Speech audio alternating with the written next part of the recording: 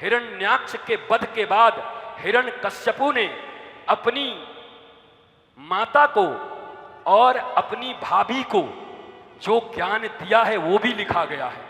शायद कोई ऋषि महर्षि भी ऐसा ज्ञान न दे आत्मा के विषय में जैसी बात कर रहे हैं हिरण्यकश्यपु।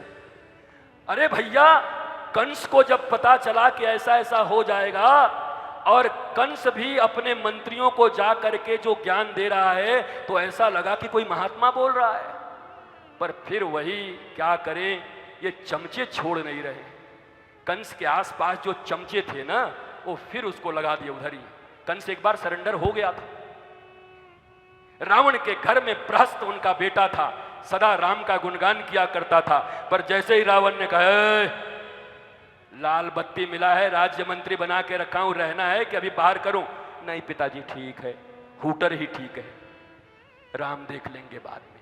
प्रहस्त के बारे में जानते हैं, विकर्ण के बारे में जानते हैं, ये सब रावण के विरोधी थे, अधर्म का विरोध करते थे। परंतु लाल बत्ती के चक्कर में रह गए कि अगर कहीं विरोध किया तो लाल बत्ती चली जाएगी। अब जिनका धर्म लाल बत्तियों पर टिका हो वो धार्मिक कैसे हो सकते हैं? जिनके धर्म पदों पर टिका हो वो धार्मिक कैसे हो सकते हैं? विभीषण निकले हनुमान जी का ज्ञान प्राप्त कर, सद्गुरु मिला हनुमान जी के जैसा। तुमरो मंत्र विभीषण माना, लंकेश्वर भय सब जग जाना। तब छोड़ा रावण को। जानते सब थे, छोड़ नहीं पा रहे थे। कुछ माल की, कुछ पद की ऐसी लिप्सा थी साहब कि छोड़ नहीं पाए। मैं जानता हूं कि ये बातें आप में से कुछ लोगों को कड़वी भी लग सकती हैं, लगनी भी चाहिए।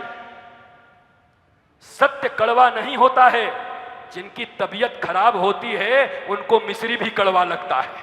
तो तबीयत आपकी खराब होगी, आप असत्य में जीते होगे। इसलिए ये बड़ा अच्छा बात है। लोग कहते हैं महाराज जी सत्य बड़ा कड़वा होता है। किसी ने कह दिया?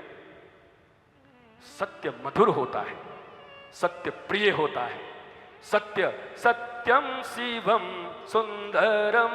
अब बताओ, सत्य शिव है, सुंदर है, ये कौन सी भारतीय विद्वान लोगों ने लिख दिया सत्य कड़वा होता है?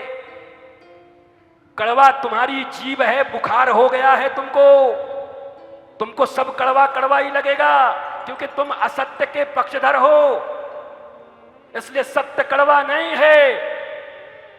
तुम सत्य के मार्ग पर खड़े होकर के देखो, तुमको एक एक बातें हृदय में लगेंगी और दोनों हाथ उठा करके तुम भी मेरे साथ कह दोगे भारत माता की। कहोगे तुम, पक्का पता है मां भारती के लिए, क्योंकि भारत में ही भागवत हो सकती है। पेशावर में चलते हैं, चलो लाहौर चलेंगे क्या भागवत सुनने? लाहौर की भूमि पर, पेशावर में, इस्लामाबाद में सुनोगे, काबुल में सुनोगे, कांधार में सुनोगे।